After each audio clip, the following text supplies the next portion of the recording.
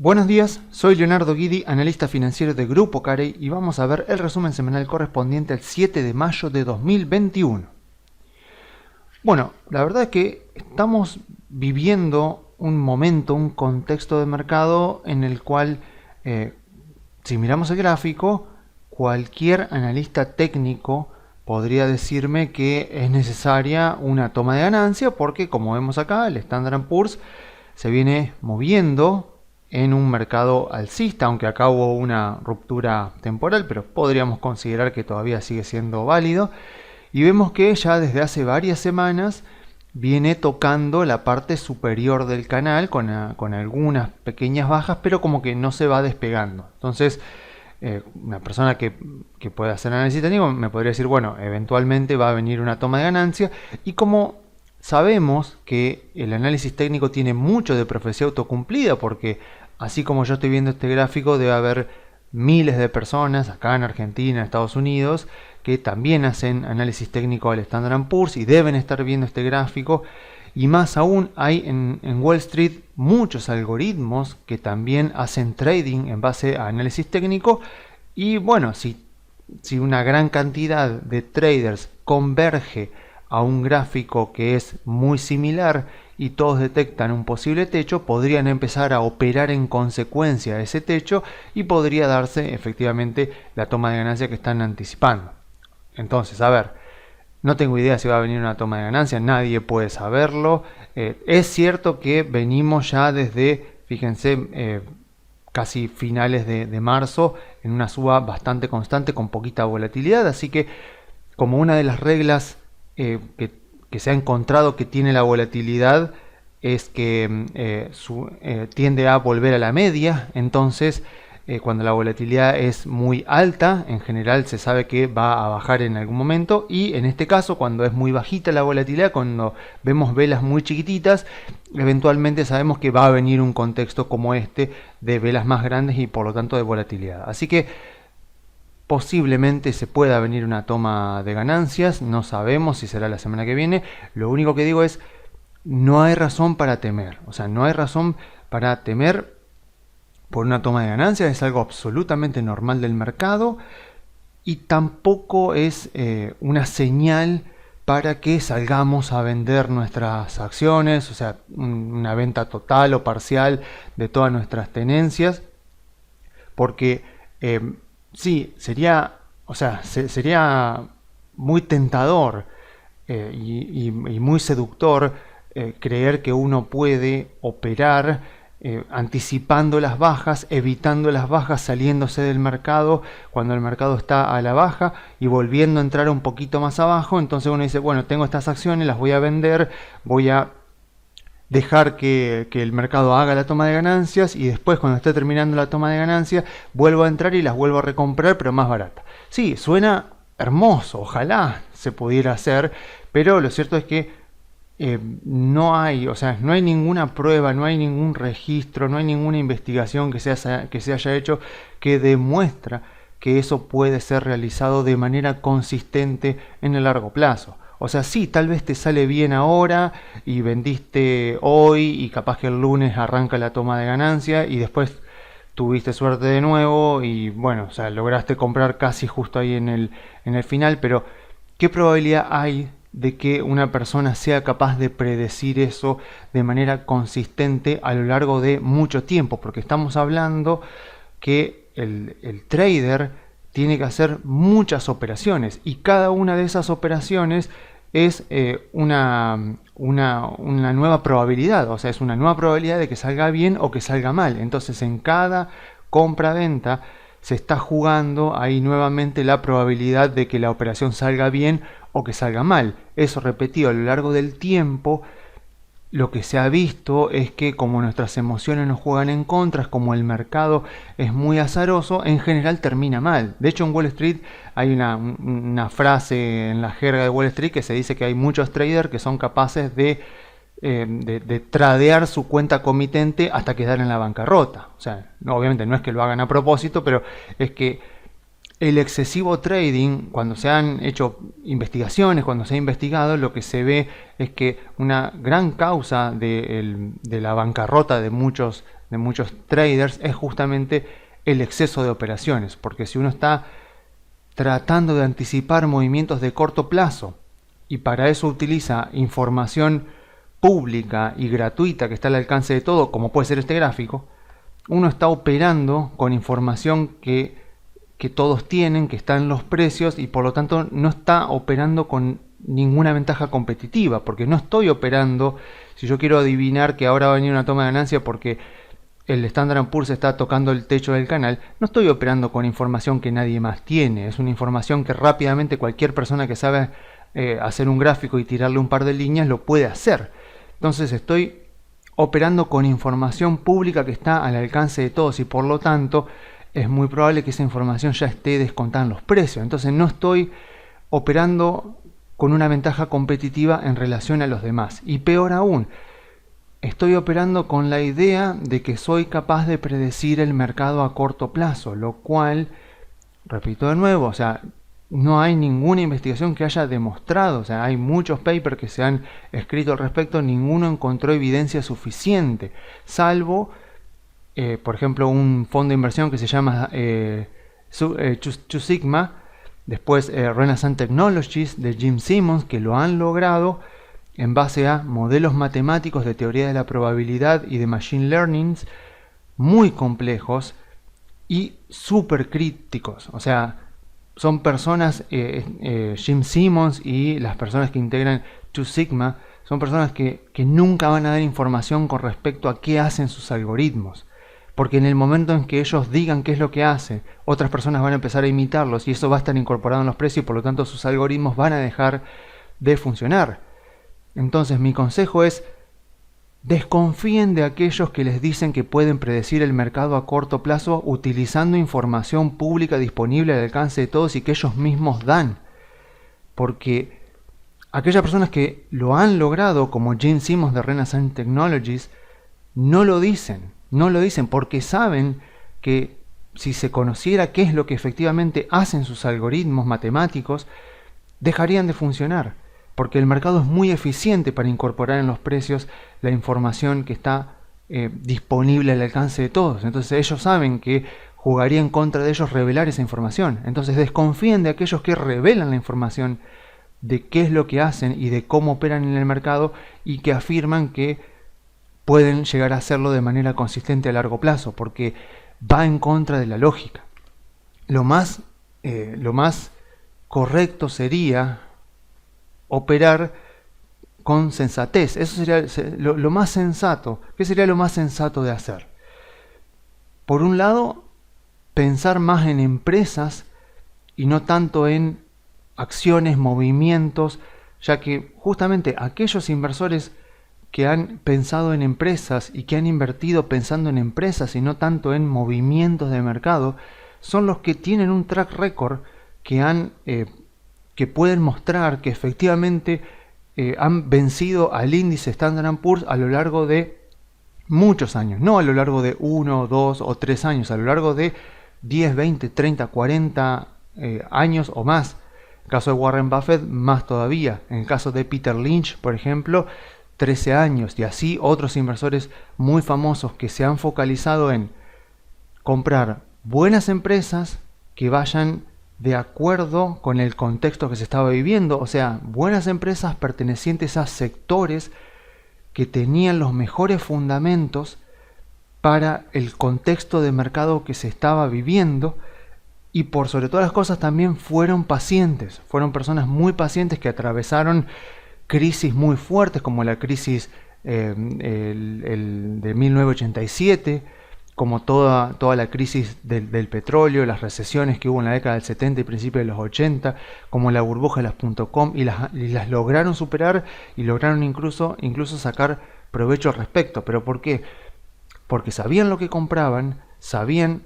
a qué precio lo compraban, sabían cuánto valía lo que ellos compraban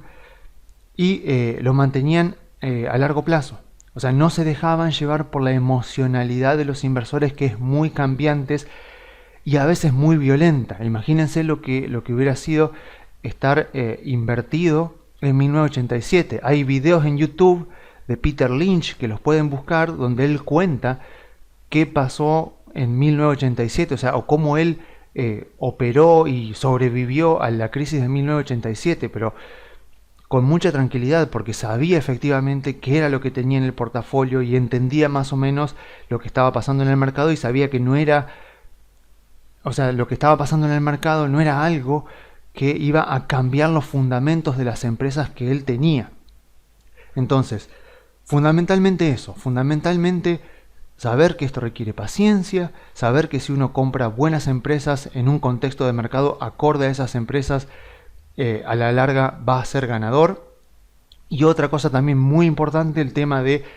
diversificar el portafolio de tal manera que a uno le permita dormir tranquilo. Eso es lo más importante, o sea, que tu portafolio esté acorde con el nivel de riesgo que uno quiere asumir. Entonces, para lograr esto, para llevar esto que estoy diciendo tan teórico a la práctica, mi sugerencia siempre ha sido, a lo largo de estos videos, utilizar el método top-down, que es el que siempre vemos en esta imagen. O sea, arrancando por los drivers de más alto nivel y luego ir bajando hasta finalmente conformar el portafolio. Y por eso es que sigo siempre insistiendo en invertir en Wall Street, en Estados Unidos, y en sectores como el tecnológico, el de comunicaciones y el de consumo discrecional. O sea, no necesariamente en esos tres sectores únicamente, podemos invertir un poco en el sector de la salud, un poco en el sector de materiales, un poco en el sector financiero, pero el núcleo de nuestro portafolio, más del 60% de nuestro capital, debería estar asignado a esos tres primeros sectores. Porque cuando analizamos el ciclo de mercado y en dónde estamos posicionados, nos damos cuenta de que son los principales sectores para el momento que estamos viviendo. Ahora lo vamos a ampliar un poquito más. Con respecto a los drivers económicos, bueno, ya lo vemos todas las semanas. Estados Unidos está vacunando más o menos 3 millones de personas por día. Tiene casi la mitad de la población vacunada con una dosis de la vacuna contra el COVID.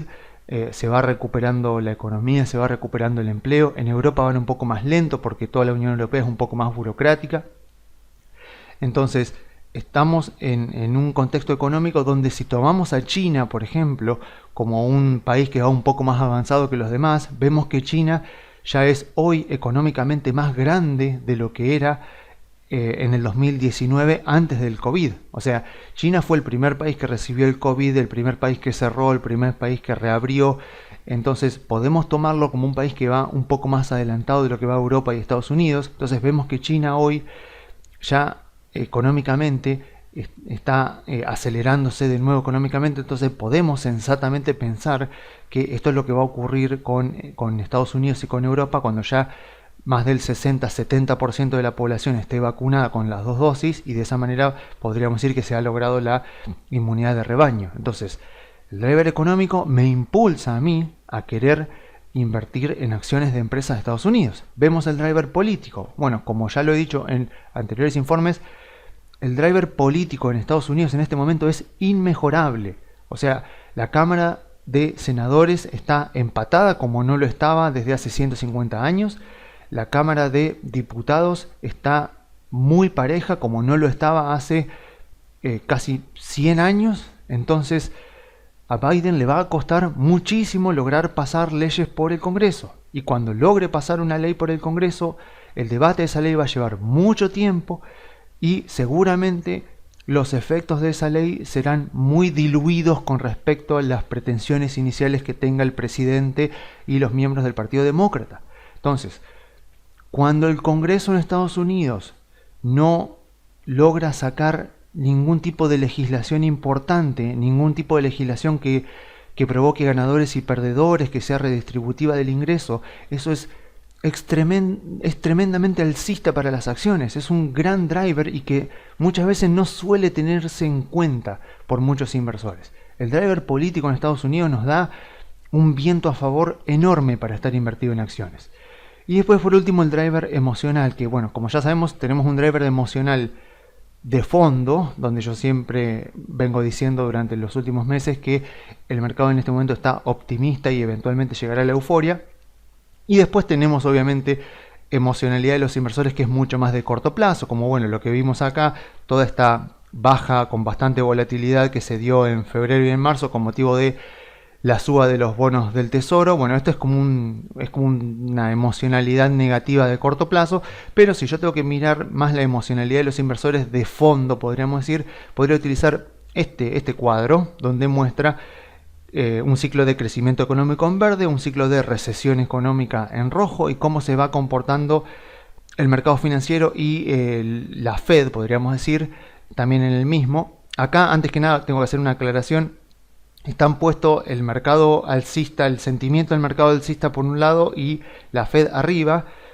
pero con el objetivo de que sean independientes, o sea, porque son dos cosas aparte, pero no quiero que quede la ilusión de que la Fed sube tasa en un contexto de pesimismo. No, o sea, está simplemente puesto así por una cuestión de espacio, porque lo cierto es que, por ejemplo, durante los últimos 10 años, donde arrancó el mercado alcista en 2009,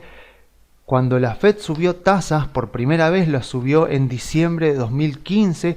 y ahí podríamos decir que el sentimiento de los inversores estaba un poco por acá, estaba medianamente optimista, pero seguía siendo escéptico. O sea que podríamos decir que cuando la Fed acá comenzó a subir tasas, que después subió de nuevo en diciembre de 2016 y siguió subiendo durante 2017 y 2018, y efectivamente en 2019 las empezó a bajar, podemos decir que cuando arrancó la suba de tasas, la Fed estaba recién acá. Y bueno, hubiera seguido el camino normal. O sea, lo que vimos es que en el camino normal la curva en 2017 se aplanó, y en 2019 la curva se invirtió. Por eso muchos decían que en 2020 efectivamente podía venir la euforia y podía venir un mercado bajista, pero bueno, el COVID le ganó de mano y interrumpió este ciclo natural que suelen tener los mercados con el ciclo económico y con la Fed. Y bueno, ahora es como que seguimos dentro de este contexto, pero en un contexto que se tornó un poco atípico, porque el sentimiento de los inversores en este momento está acá, está bastante optimista, pero las tasas de la Fed están nuevamente en cero, las tasas de corto plazo, con una curva que tiene pendiente positiva. O sea, ¿por qué afecta tanto el comportamiento de la Fed y de la curva de tasas? Porque nos va a decir cuáles son las acciones o qué tipo de acciones son las que tenemos que comprar en cada contexto del mercado. Porque si yo tuviera en un contexto inicial, estoy por acá en un contexto inicial de un mercado alcista, las acciones que me conviene comprar son las acciones de sectores value, son las acciones de sectores de valor, o sea, acciones financieras, acciones industriales, energéticas, de materiales, de consumo básico. ¿Por qué? Porque justamente estos sectores que acabo de nombrar, sectores value, salvo por el sector financiero, que es un sector muy aparte de los demás, que tiene sus propios drivers, el resto son sectores que dependen mucho del financiamiento, tanto bancario como el financiamiento del mercado de capitales a través de bonos corporativos o ONs. Entonces, en un contexto de tasas muy bajas, supónganse contexto como el 2009 con tasas en cero y con curva con pendiente positiva, los bancos ahí estaban dispuestos a prestar y las empresas estaban necesitadas de tomar capital para invertir. Entonces es un contexto donde las empresas value son más favorecidas, porque generalmente también suelen caer más en los mercados bajistas, o sea que arrancan desde un piso más abajo desde el que arrancan las empresas que estaban en crecimiento antes del mercado bajista anterior. Así que en el inicio de los mercados alcistas, lo que vemos es que las empresas value suelen tener un rendimiento relativamente superior al de las empresas en crecimiento. ¿Por qué? Porque aprovechan el endeudamiento, o sea, aprovechan que vuelve a iniciarse el ciclo de endeudamiento, vuelven a tomar crédito, vuelven a poder emitir deuda en el mercado financiero, y eso por supuesto les permite crecer, les permite incrementar sus ingresos, les permite expandirse, y eso le mejora los fundamentos, y entonces empiezan a publicar mejores balances, y eso, bueno, es todo un ciclo virtuoso. ¿Qué es lo que pasa? Que eventualmente la Fed comienza a subir las tasas y como estas empresas son muy dependientes del endeudamiento, tanto bancario como en el mercado de capitales, empiezan a ver que cada vez tienen más restringida su capacidad para tomar crédito. Y si no pueden tomar créditos, les va a costar mucho más expandirse. Y si les cuesta más expandirse, les cuesta más aumentar sus ingresos, etcétera, etcétera. Entonces, durante la parte final de los ciclos económicos y de los mercados alcistas en la bolsa, cuando la Fed ha subido demasiado la tasa de interés e incluso la curva de tasa se invierte, las empresas que obtienen los mejores rendimientos en estos contextos son las empresas growth, las empresas en crecimiento, las empresas de sectores como el tecnológico, como el sector de comunicaciones, como el sector de consumo discrecional, porque son empresas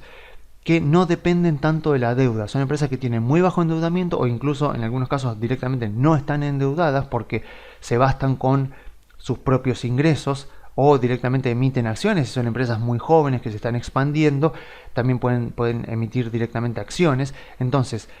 en ese contexto donde las tasas empiezan a subir y la Fed exagera y sube demasiado las tasas y la curva de tasas se invierte, estas empresas que no necesitan endeudarse para poder seguir expandiéndose son las que obtienen los mejores rendimientos relativos en relación a las empresas value. Y ese es el contexto en el que nos encontramos ahora. El tema es que es un contexto atípico, porque la tasa de interés está en cero. Entonces uno diría, bueno, pero si la tasa de interés está en cero, entonces también me convendría comprar empresas value.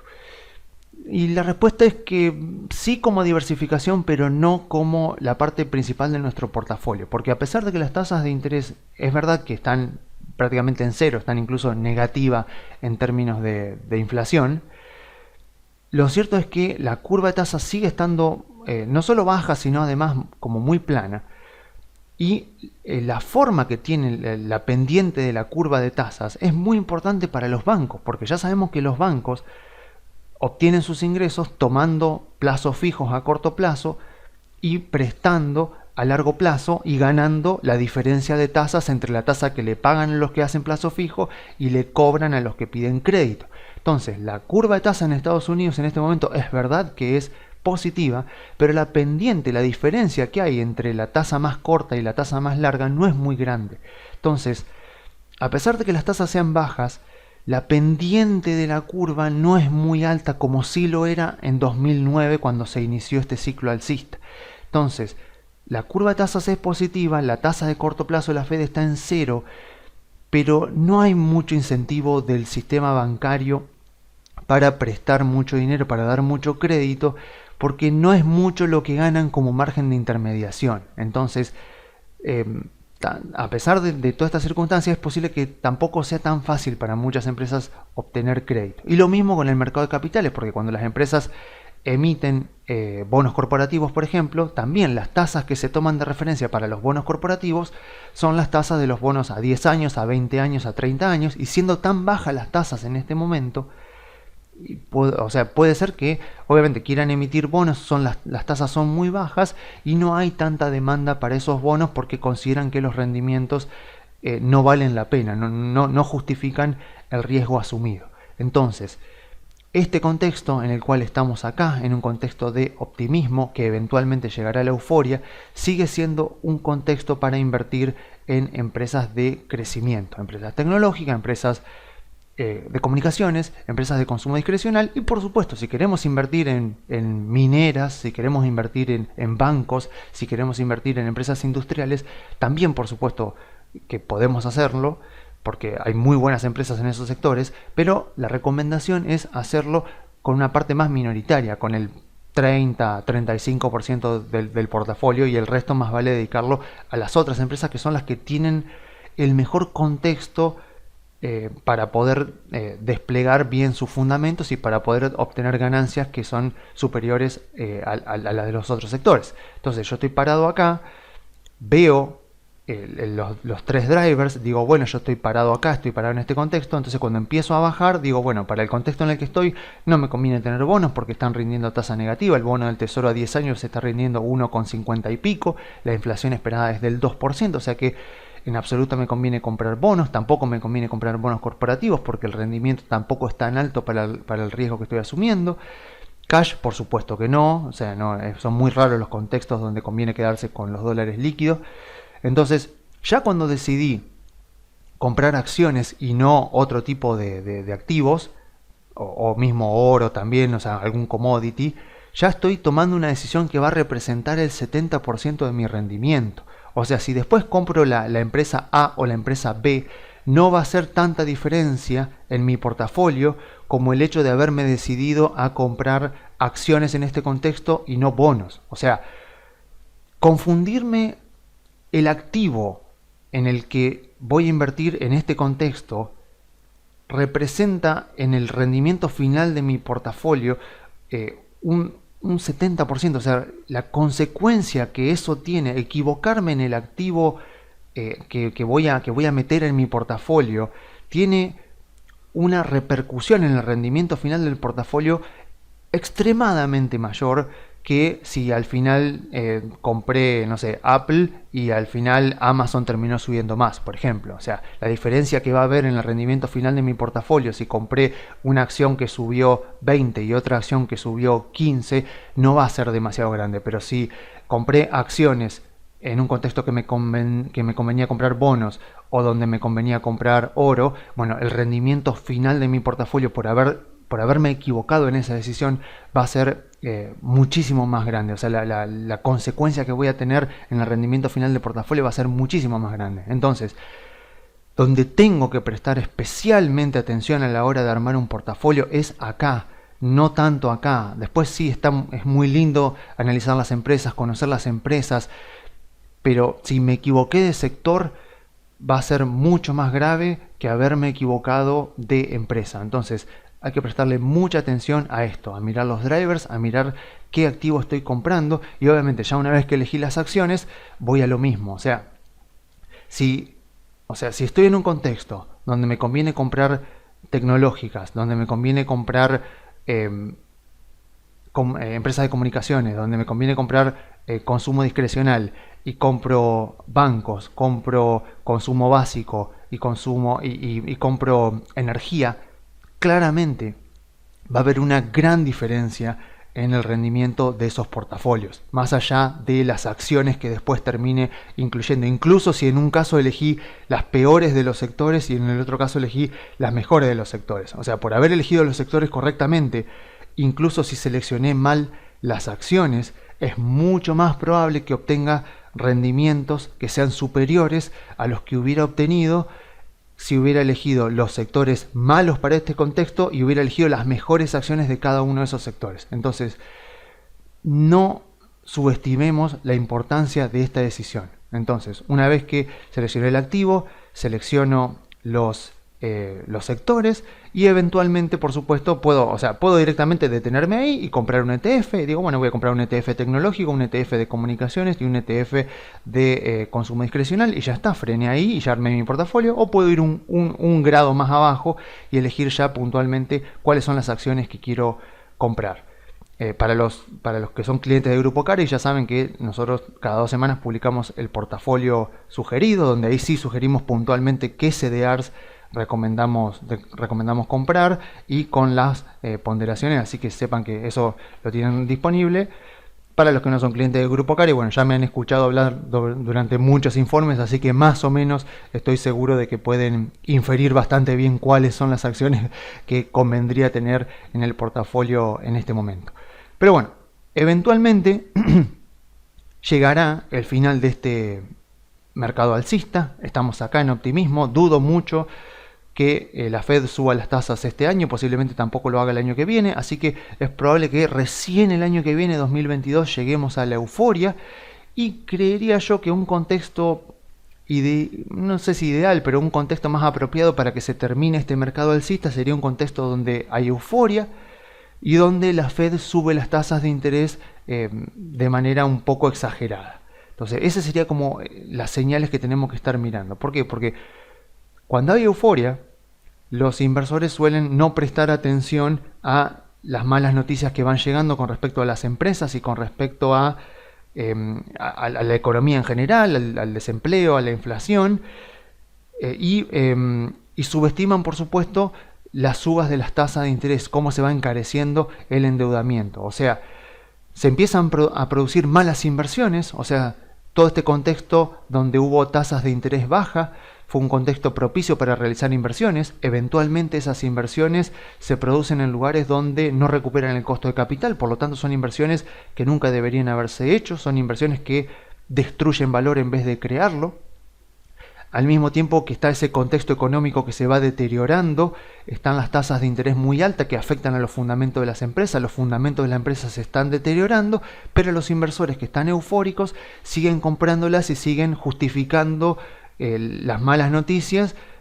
con alguna expectativa positiva que es irrealizable, y siguen haciendo subir los precios. Entonces llega un momento que se desacoplan tanto los precios en el mercado, producto de la euforia, con la realidad de la economía y la realidad de las empresas, que eventualmente se llega al fin del mercado alcista y se inicia el mercado bajista, que suele estar acompañado con una época de recesión que dura más o menos un año y un año y medio también, que es justamente ese contexto, ese momento en el cual todos esos recursos que se asignaron mal a sectores durante esta etapa de crecimiento económico son redirigidos hacia sectores donde sí crean valor, donde sí superan el costo de capital. O sea,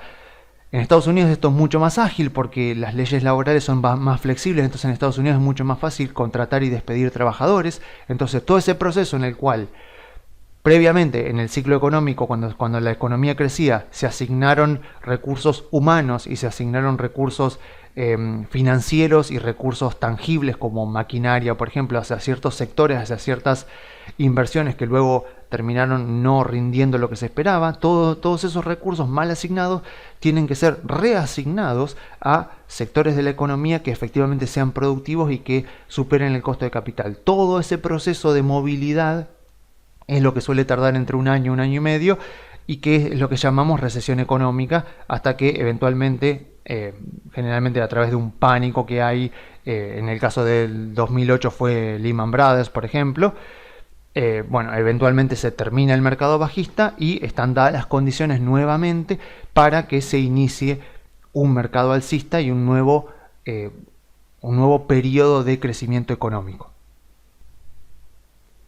Bueno, dicho esto,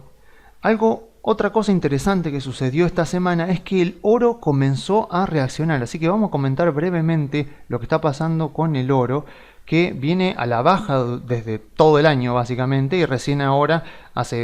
desde un mes y pico, que empezó a reaccionar.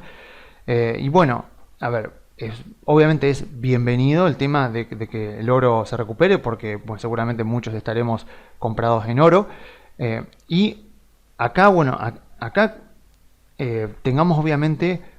prudencia también con el tema de la suba del oro, porque si ven que el oro sube, mucha gente se manda a comprar. Entonces, tengamos en cuenta esto. O sea, los fundamentos principales del oro son las tasas reales de los bonos del Tesoro de Estados Unidos. O sea, el oro, los rendimientos anuales que da el oro son prácticamente inversos a las tasas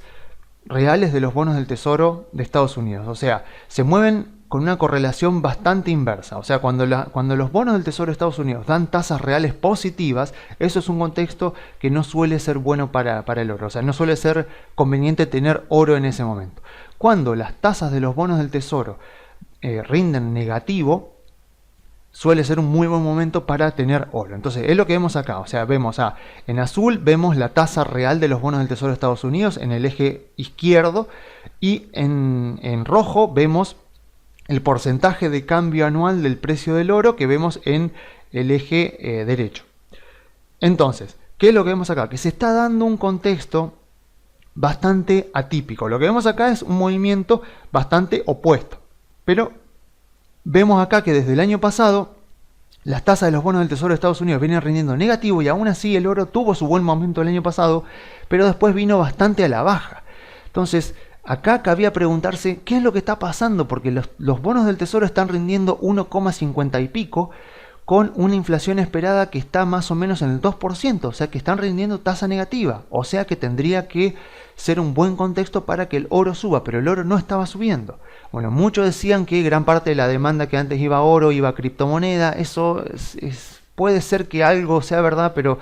el volumen de las criptomonedas es muy bajo todavía para justificar que justamente está reemplazando al oro. Después otra explicación era bueno, que podría llegar a ser que la inflación de este año para Estados Unidos sea más baja que lo esperado, entonces la tasa real con los bonos rindiendo 1,50 y pico terminara siendo una tasa positiva, pero bueno, no había ninguna explicación que fuera convincente, así que estaba ahí la situación donde uno decía, bueno, si esto sigue así, si los bonos siguen rindiendo tasa negativa, en algún momento el oro debería reaccionar. Puede ser que este sea el contexto donde efectivamente el mercado como que finalmente asumió que las tasas de los bonos del tesoro no van a subir mucho más, no van a llegar arriba del 2%, porque además la Fed posiblemente no lo permita, y efectivamente entonces salgan de bonos del tesoro para pasar a invertir en oro. A ver, tengan en cuenta que la Fed necesita seguir financiando al tesoro de Estados Unidos y teniendo en cuenta todo lo que el tesoro va a tener de déficit este año también, y que la Fed necesita monetizárselo, la Fed no puede dejar, así como pasó en la década del 30, no puede dejar que las tasas de los bonos del tesoro suban demasiado, porque si llega a pasar eso, Estados Unidos podría llegar a tener un problema financiero muy grande si tiene que empezar a endeudarse cada vez a tasas más grandes con la gran cantidad de deuda que tiene emitida. Entonces, así como pasó en la década del 30, podría pasar que si se dispara la inflación y se va a un 3, un 4, un 5%, la Fed no deje que los bonos del tesoro se vayan a semejantes tasas de interés del 3, del 4 al 5%, sino que simplemente le ponga un tope a las tasas para volverlas negativas en términos reales, como pasó en la década del 30. Así que tengamos en cuenta que el stock de deuda de Estados Unidos es muy grande y que Estados Unidos necesita a la Fed para que le siga monetizando el déficit, por lo menos durante este año y tal vez el año que viene también. Así que es probable que veamos tasas negativas en los bonos del tesoro durante bastante tiempo. Así que es normal ver que el oro reaccionó al alza finalmente y puede ser que siga subiendo. Pero, por supuesto, esto no quiere decir que tenemos que ya inmediatamente meter la mitad de nuestro dinero en oro, sino que el oro siempre debería estar en nuestro portafolio con una participación minoritaria del 5%, tal vez en el mejor de los casos un poco más si quieren, pero siendo el oro un activo tan volátil, pero muy volátil, como cualquiera que agarre un gráfico de los últimos 10 años del oro se puede dar cuenta, lo que tiene que saber es que el oro es un activo muy volátil y que por lo tanto debería estar en nuestro portafolio más que nada como un resguardo para momentos bajistas del mercado, resguardos para momentos donde puede haber mucha volatilidad, pero que el núcleo de nuestro portafolio debería estar, en base al contexto en el que estamos viviendo, más que nada en acciones de Estados Unidos y no tanto en oro. En Argentina, bueno, tenemos el CDR de Barrick Gold, que nos sirve bastante bien como un sustituto del oro y que seguramente va a subir mucho si es que el oro sigue subiendo, pero tengámoslo en cuenta para no asumir un riesgo que luego nos damos cuenta de que no estábamos dispuestos a asumir. Así que si vamos a invertir en oro aprovechando que se empezó a recuperar, tengamos esto muy en cuenta para no aumentar demasiado el riesgo de nuestro portafolio sin querer. Bueno, y por último, por hoy, quiero terminar hablando un poquito de psicología del mercado, porque obviamente estamos en un contexto muy optimista, entonces sería una lástima que este contexto de optimismo y de euforia que eventualmente vendrá sea desperdiciado por quienes tal vez se dejan llevar por gurúes o gente que publica noticias demasiado alarmistas, sobre todo en redes sociales o mismo en YouTube también. Entonces me pareció muy interesante aprovechar este libro que salió el año pasado y que seguramente tendrá tal vez este año o el año que viene una versión en castellano, porque es un libro que ha generado una repercusión muy positiva, que se llama La psicología del dinero, que tiene un capítulo que se llama el capítulo 7, que habla de la seducción del pesimismo y habla justamente de los analistas financieros que son eternamente bajistas y que todo el tiempo están diciendo que se viene una baja en el mercado, de que hay una burbuja en el mercado y de que, bueno, de que vamos a perder todo nuestro dinero, etcétera, etcétera. Ya me imagino que más de una persona que está mirando este video ya debe conocer o debe haber visto varios casos de eso. Entonces, ¿qué es lo que dice Morgan Housel? Dice que para un inversor que invierte su dinero en mercados emergentes o mercados desarrollados que tienen instituciones fuertes, o sea, acá es muy importante eso, ¿no? Mercados emergentes y mercados desarrollados que tienen instituciones fuertes, como la moneda, por ejemplo, que es una institución, el Congreso, que también el órgano legislativo, que es una institución. Entonces, lo que él dice es que cuando uno invierte en mercados desarrollados o en mercados emergentes con instituciones fuertes, el optimismo es la mejor apuesta en la mayoría de los casos en los que uno invierte, porque el mundo tiende a mejorar para la mayoría de la gente durante la mayor parte del tiempo. O sea, yo sé que decir esto en plena pandemia de COVID es un poco antipático tal vez, pero lo cierto es que durante los últimos 20 años se ha sacado gente de la pobreza como nunca antes gracias a todo el crecimiento que ha tenido China, y que aquellas personas que han invertido en mercados desarrollados o incluso en mercados emergentes y que han sido optimistas, a la larga les ha ido bien. Por eso, otra cosa que quiero recomendar es este video que se llama 200 países en 200 años, que lo pueden buscar así en YouTube, donde acá un periodista de la BBC hace como un cuadro acá donde muestra ingresos en el eje de las X y esperanza de vida en el eje de las Y. Entonces él muestra cómo 200 años atrás la mayoría de los países estaban acá, que eran pobres y la gente se enfermaba mucho y vivía poco, y cómo a lo largo de 200 años se fueron moviendo todos, en mayor o menor medida, acá, a ser países ricos y con la mayoría de su población sana que vivían muchos años. Entonces esto es dato, o sea, esto no es ninguna opinión, esto no es ideología, esto es dato. O sea, él va mostrando cómo fueron evolucionando diferentes países, cómo afectaron las guerras mundiales y cómo, a pesar de todo, hemos tenido una explosión de productividad y de riqueza en los últimos 200 años que ha sacado gente de la pobreza como nunca. Y si no, también está este espectacular libro que se llama El triunfo de los optimistas, 101 años de rendimientos en las inversiones globales. Es un poco viejo, es un libro de 2002, habla de los últimos 100 años hasta 2002, pero las conclusiones que saca este libro son exactamente las mismas que podríamos sacar si lo escribiéramos en 2021. O sea, él va hablando acá de los mercados mundiales, va mostrando todas tablas llenas de información. Es un libro que tiene prácticamente toda información, o sea, es casi un trabajo de campo donde va mostrando exactamente bien con datos cómo las personas que fueron optimistas, las personas que invirtieron en empresas, invirtieron en economías y invirtieron a largo plazo en buenas empresas, a la larga terminaron obteniendo rendimientos mayores que cualquier otro tipo de inversiones. Entonces, esto es material que muestra datos de que a pesar de todos los que nos puedan llegar a decir, el optimismo es la mejor actitud que podemos tener a la hora de invertir, aunque obviamente soy consciente de que estoy en Argentina y que en Argentina ser optimista nos ha costado mucho en nuestras cuentas comitentes, sobre todo a lo largo de los últimos años. Acá obviamente vuelvo a repetir lo mismo, o sea, acá estamos hablando de países desarrollados y países emergentes con instituciones fuertes. O sea, Argentina es un país que no tiene instituciones fuertes, partiendo de la moneda, partiendo de la división de poderes. Bueno, esta semana fue un gran caso de que justamente en Argentina la división de poderes todavía no es una institución muy fuerte. Entonces, en países como el nuestro, que tienen los problemas que todos conocemos, desgraciadamente la estrategia es ser pesimista hasta que el driver de la política, cuando yo vengo acá y analizo si me conviene crear un portafolio en Argentina, me lo permite. O sea, cuando yo estoy en Argentina, cuando hago esta estrategia para armar un portafolio, el driver económico puede ser muy malo, el driver emocional puede ser muy malo, pero si el driver político es muy bueno, como lo fue el 2013, me conviene empezar a armar un portafolio en Argentina. Veremos si este año también se da un contexto similar, pero Argentina es un país con una economía muy chica y con un sector público muy grande y muy interventor en la marcha de la economía, así que es justamente el que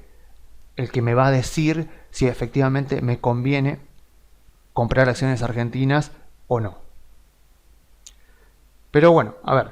creo yo que no se puede negar que el pesimismo tiene una influencia mucho mayor que el optimismo para movilizar nuestras emociones. Y de hecho, bueno, no solo es más común el pesimismo que el optimismo, sino que además suena más inteligente. O sea, si yo te digo que todo va a estar bien, yo sueno como un vendedor, sueno como un iluso, o incluso puedo parecer un imprudente. Pero si soy pesimista y te digo que todo va a estar peor, que tengas cuidado porque todo va a empeorar, entonces parezco que soy una persona que estoy preocupada por vos y que quiero que no te vaya mal. Entonces quiero prevenirte de algo malo que va a venir y que te va a hacer perder dinero. Entonces incluso quedo como una buena persona si soy muy pesimista y estoy diciendo que bueno que todo va a venir mal. Entonces parezco inteligente y a la vez parezco como que estoy preocupándome por vos. Entonces es más seductor aquel que publica noticias o que publica en redes sociales y que suele ser muy pesimista. Pero claro, lo que pasa es que como consecuencia de millones de años de evolución, nuestro cerebro está mucho más preparado para prestar atención a quienes nos dicen que todo va a estar peor que a quienes nos dicen que todo va a estar mejor. Porque si yo no presto atención y luego resulta que todo está mejor, a lo sumo me perderé de ganar, pero mi patrimonio no se va a ver muy modificado. Pero si no presto atención a lo que me dicen y de repente todo empeora, puedo perder dinero y mi patrimonio, mi situación financiera, ahí sí va a empeorar. Entonces la consecuencia de no prestar atención cuando alguien me dice algo malo suele ser mayor a la consecuencia de no prestar atención cuando alguien me dice que todo va a estar mejor. Entonces tiendo naturalmente a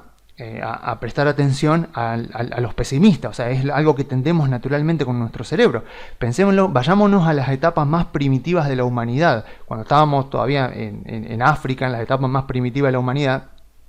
si iba caminando un hombre primitivo y había un movimiento en los arbustos,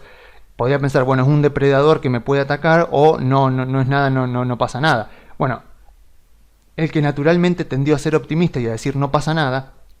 corrió mucho más riesgo de ser devorado por un depredador. Pero aquel cuyo cerebro directamente le hizo prestar atención a algo como que podía ser algo amenazante, esa persona se salvó. Y nosotros somos hijos de esos. Entonces nuestro cerebro está muchísimo más preparado para prestarle atención a quienes dicen que las cosas van a estar peor que a quienes dicen que las cosas van a estar mejor. Y eso tiene directa repercusión en cómo actuamos en el día a día del mercado y en el día a día de nuestras inversiones. Entonces, para finalizar, lo que vemos es que actualmente en Wall Street estamos viviendo un momento en el que el mercado se está volviendo cada vez más optimista y con buenos fundamentos, con buenas razones tiene para ser optimista. Y bueno, si todo esto continúa así, eventualmente vamos a llegar a la euforia. Pero aún así los pesimistas van a seguir apareciendo y van a llegar para tratar de asustarnos, van a seguir apareciendo. Pero lo importante es que mientras no haya euforia, vamos a ver que los pesimistas siguen apareciendo en medio de comunicación y se les presta atención. Entonces, una señal de que hay euforia en el mercado va a ser el momento en el que los pesimistas ya no aparezcan en los medios, o que incluso se los ridiculice por ser pesimistas, por decir que las acciones van a caer cuando está todo subiendo y están todos felices porque todos compran y todo sube. Entonces, a ver, cuando eso suceda, cuando veamos que todos están optimistas, ya no hay nadie pesimista, entonces cuando eso suceda, ahí sí tenemos que comenzar a mirar muy de cerca los fundamentos de la empresa, de las empresas que tenemos en el portafolio y de la economía, porque ahí sí, si también se junta con un contexto de tasas de la Fed que están en aumento, se estarían ya dando fuertemente las condiciones para que sobrevenga un mercado bajista. Mientras tanto, sigamos invertidos porque tenemos todos los drivers a favor para que este sea un excelente año en Wall Street. Así que yo me despido dejándoles las vías de comunicación. Se pueden comunicar por la página web grupocarey.com.ar o enviando un mail a contacto@grupocarey.com.ar.